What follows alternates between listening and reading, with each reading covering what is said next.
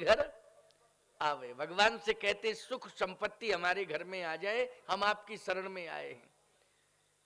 मैं एक बात कहता हूं कि केवल सुख संपत्ति क्यों मांगते हो, ये तो बहुत बड़ी बुद्धि की अल्पज्ञता है कि तुम भगवान से कहते हो कि सुख संपत्ति घर आवे। सीधी सी बात, सुख संपत्ति मत मांगना, भगवान से यही कहना प्रभु आप स्वयं मेरे घर आ जाएं तो मैं धन्य हो जाऊंगा। अच्छा बोलो, जब भगवान घर में आ जाएंगे तो सुख संपत्ति अपने आप आएगी कि नहीं आएगी? आएगी सुख संपत्ति की नहीं? और मैं कहता हूं कि सुख संपत्ति तुमने भगवान से मांग ली और भगवान ने सुख संपत्ति भेज दी, तो सुख संपत्ति से अभिमान आ जाएगा और भगवान दूर चला जाएगा। क्यों, यही होगा कि नहीं होगा? सुख संपत्ति से क्या आ जाएगा? अभिमान, भगवान दूर हो जाएगा। लेकिन मांगना यह है, यज्ञ भगवान से भी मांगो तो यही मांगो कि आप ही आ जाओ कृपा करके। आप यदि मेरे भगवान के अनंत रूप हैं, भगवान के अनंत रूप हैं, जब प्यारे वह अयोध्या का राजमहल छोड़कर सबरी की कुटी में पहुंच सकता है तो तुम्हारे घर में क्यों नहीं पहुंच सकता है?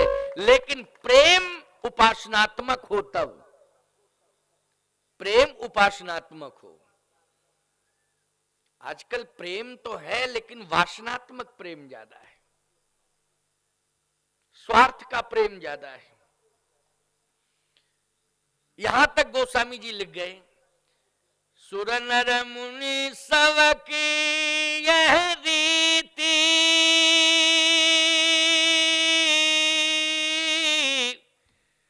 स्वार्थ लाग करही सब प्रीति। यहां तक वर्णन हुआ, लेकिन प्यारे गोस्वामी जी ने इसके आगे भी बहुत कुछ लिखा है। स्वार्थ साच जीव करेहा, मन क्रम बचन राम पद नेहा। अगर तुम स्वार्थी भी बनना चाहते हो, अगर स्वार्थी बनना ही तुम्हें अच्छा लगता है तो तुम्हारा स्वार्थ सार्थक हो जाएगा।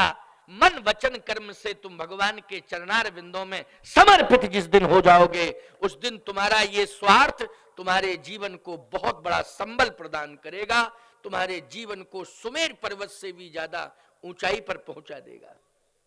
तुम्हारा जीवन सम्मान की ऊंचाई इतनी बड़ी मिल जाएगी, सम्मान की ऊंचाई, सुमेर पर्वत की ऊंचाई भी तुम्हारे सम्मान के आगे छोटी पड़ जाएगी प्यारे, जिस दिन तुम भगवान के चरणों में अपना जीवन समर्पित कर दोगे। आज हम किसी राज्य के पद पर थोड़ी बैठे हैं, हम किसी राष्ट्र के पद पर राष्ट्रपति बन के नहीं बैठे हैं, लेकिन भगवान के पादार बिंदों का ध्यान करते हुए भगवान ने ऐसे पद पर बिठाल दिया है कि राष्ट्रपति भी सम्मान करता है प्यारे। ये वो पद है, राष्ट्रपति भी सम्मान करने के लिए एक बार सोचता है। ये किसकी ताकत है?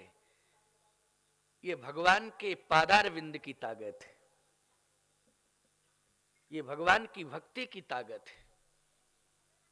इसलिए मैं कहता हूं कि भक्ति में जो शक्ति है, संपत्ति में वो शक्ति नहीं है। बोलो भाई। ये गांव कृषि प्रधान गांव है, पूरा क्षेत्र ही कृषि प्रधान क्षेत्र है, लेकिन अगर यहां कोई बहुत बड़ा उद्योगपति भी आ जाए, चाहे वो मुकेश अंबानी ही क्यों ना आ जाए, लेकिन मैं सही कहता हूं आपसे, गांव वालों, आप ये तो कहोगे भैया पानी पी लो, चाय पी लो, भोजन कर लो, लेकिन ईमानदारी से बताओ आरती उतारोगे उनकी क्या?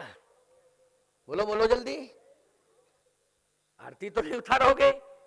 हाँ भाई आइए, नमस्कार नमस्कार जी, आइए थोड़ा चाय पी लो, भोजन कर लो, थोड़ा मिठाई उठाई खिलाओ, बहुत अच्छा हुआ आप आए, आपका स्वागत, ये सब कहना तो ठीक है, लेकिन मैं सत्य कहता हूं, आप उनका सम्मान तो करोगे, लेकिन जिस दिन संत भगवान की भक्ति करने वाला संत आपके गांव में आ जाता है, आप उसे संत नहीं भगवान मान करके उसकी पूजा करते हो।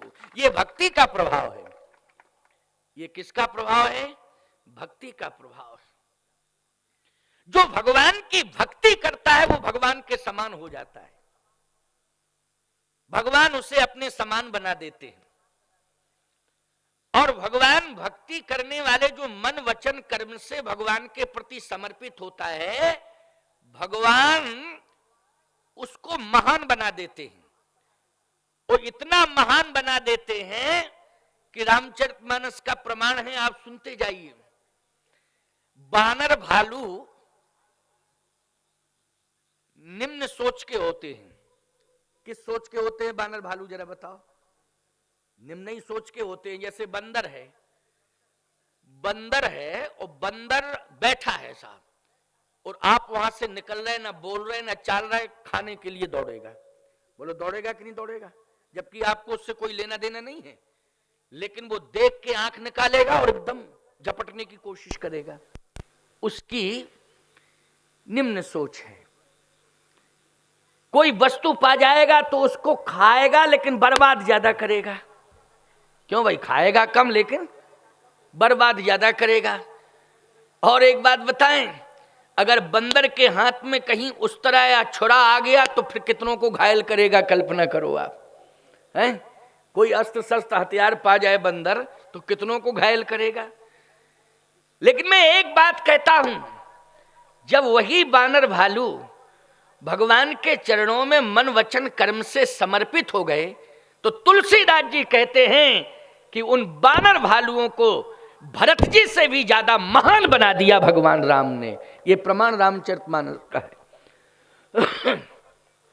यह प्रमाण रामचरितमानस का है। मैं अपने मनमुखी विचारधारा से नहीं कह रहा हूं। सुन लीजिए, भरत जी रो रहे हैं अयोध्या में। कारण कवन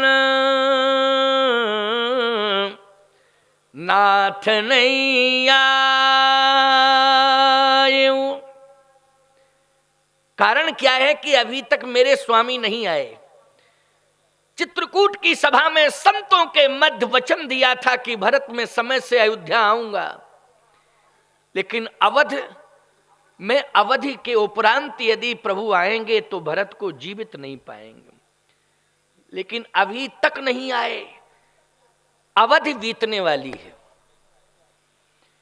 कारण कवन नाथ नहीं आए,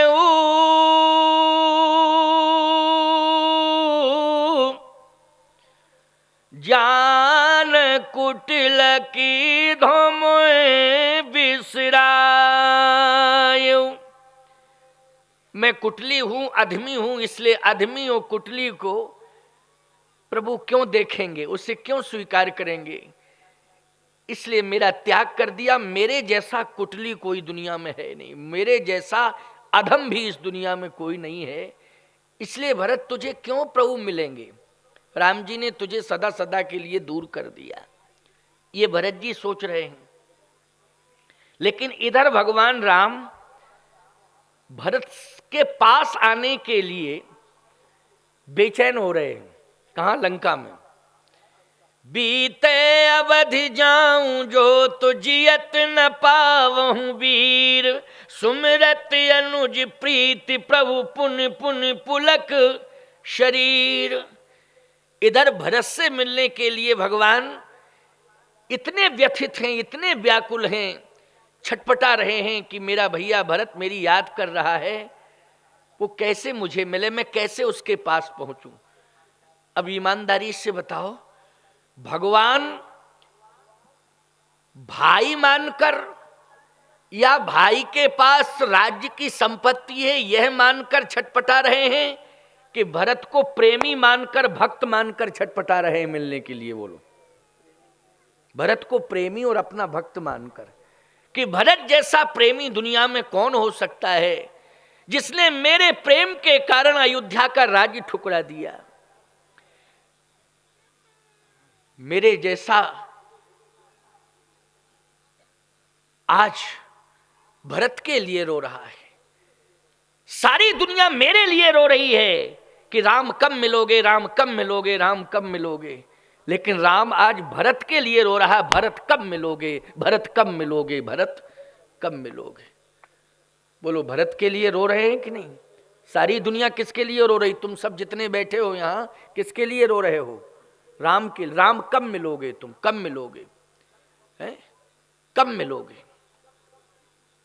दर्शन दो घनश्याम, दर्शन दो घनश्याम, बार बार कहते हो तुम। तरस गई अखियां, दर्शन दो घनश्याम, तरस गई अखियां। राम और घनश्याम के लिए तुम्हारी आंखें तरस रही हैं। बार बार तुम कहते हो कि कब दोगे भगवान दर्शन, कब प्रभु आपका दर्शन होगा। लेकिन राम रो रहा है भरत के लिए कि भरत तुम्हारा दर्शन कब होगा। बीते अवध जाऊं जो तो जियत न पावों वीर,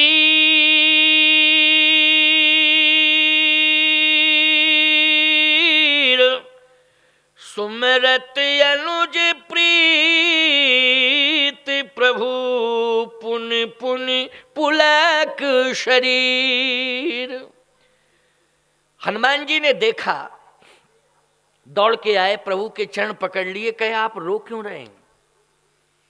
भगवान ने कहा भरत की याद आ रही है। हनुमान, भरत की याद आ रही है। हनुमान जी ने कहा भरत तो आपको मिलेंगे ही मिलेंगे, क्योंकि अब व्यवस्था है चलने की, आपको हम अयोध्या ले जाएंगे।